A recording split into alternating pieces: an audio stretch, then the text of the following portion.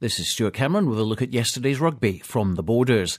And it's congratulations to Peebles, who won the Big Clash in Championship B yesterday against league leaders Howe of Fife by 19 points to 17, and in doing so have more or less secured promotion back to the top 20 in Scottish rugby.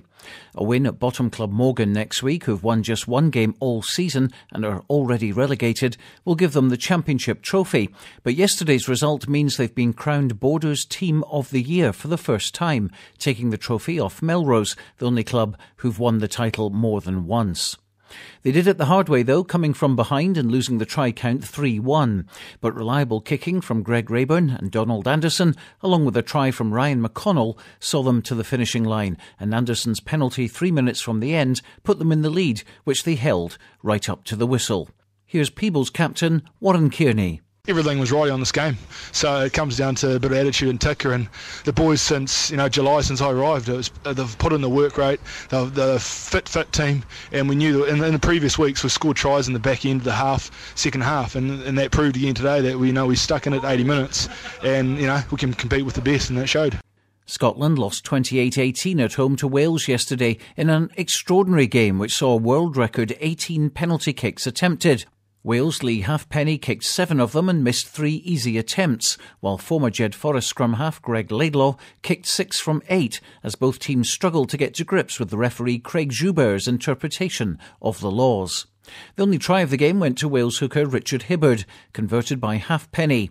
The loss means Scotland stay third, but cannot win the Six Nations title. His reaction from Greg Laidlaw. Yeah, disappointed. We never had, too much possession, a lot of penalties at the scrums, and before we even could have a chance to run with the ball and put pressure on them that way, there was a penalty. So we're disappointed.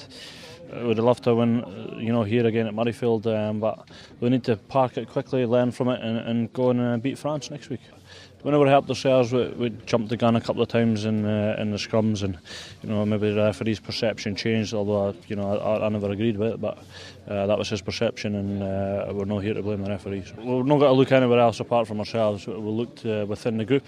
We can fix the problems. We fixed them after the England game. Some of the issues we had there, so I've no doubt in it. The squad we've got, we can fix them, because I believe we can be a really good team. This current crop of players we have. 18 kicks at goal is a world record apparently. You were involved obviously in a lot of them. What was it like to take part in a game like that?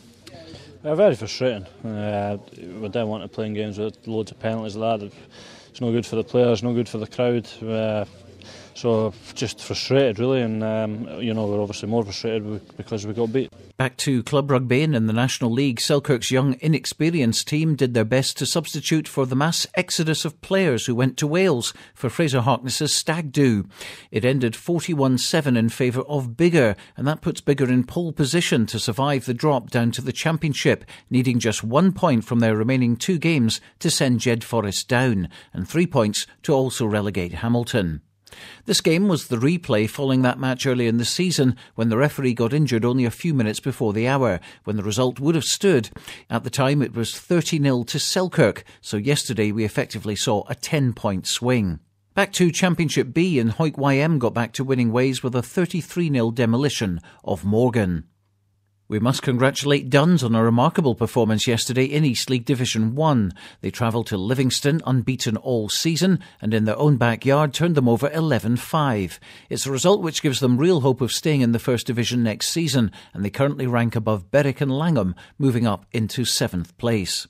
Also in the First Division, Berwick drew 10 each at Scremerston with Linlithgow, while in Division 2, Gala YM lost 20-0 at Trinity Accies. The match between St Boswell's and Walkerburn was called off. Next Saturday, Scotland's game in Paris against France kicks off at 8 p.m, so no early kick-offs needed, but some big matches involving Borders teams. In the Premiership, Melrose host Aberdeen, with those British and Irish Cup positions for next season still at stake. Inverackies beat Stirling yesterday 13-10, by the way, in the only Premiership game in Scotland, but 7 teams are still in with a chance of slotting into those other 2 positions to join Gala and Ayr. In the National League, Selkirk travel to Biggar and Kelso host Glasgow Hawks, both games having a huge bearing on what happens to Hawick and Jed Forest at both ends of the table. Then there's the Borders Shield, which will be decided next weekend. Langham host Berwick and Galloway are away at Hoyk Harlequins. One of those three will win the 7-team league and go forward to the semi-finals of the National Shield competition.